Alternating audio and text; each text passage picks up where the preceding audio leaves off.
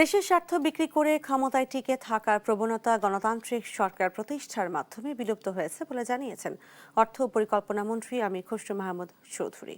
রোববার বিকেলে বাংলাদেশ প্রকৌশলী বিশ্ববিদ্যালয়ে আয়োজিত জুলাই গণঅভ্যুত্থান শীর্ষক আলোচনা সভায় তিনি বলেন, ৭১, ৯০ এবং ২৪-এর গণঅভ্যুত্থানের আকাঙ্ক্ষা বাস্তবায়নে সরকার বদ্ধপরিকর। সবাইকে ঐক্যবদ্ধভাবে সরকারকে সহযোগিতা করার আহ্বান জানান মন্ত্রী। অনুষ্ঠানে যুব ও ক্রীড়া প্রতিমন্ত্রী আমিনুল হক বলেন, একটি রাজনৈতিক দল জুলাই নিয়ে ব্যবসা করছে। জুলাই কোনো ব্যক্তির নয়, জুলাই সবার। জানান, বর্তমান সরকার দেশের নানামুখী সংকট থেকে উত্তরণে কাজ করে যাচ্ছে।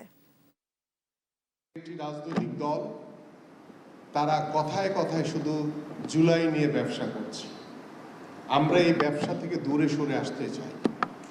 নিজের দেশের স্বার্থ বিক্রি করে ক্ষমতায় থাকার যে একটা প্রবণতা, যে সব কিছু বিক্রি করে হলেও ক্ষমতায় থাকতে হবে, আমার দেশের মানুষের স্বার্থ, দেশের স্বার্থ বিক্রি করে, এটা হচ্ছে একটা বড় ধরনের আমার সার্বভৌমত্বের একটা প্রশ্ন এসে গেছে।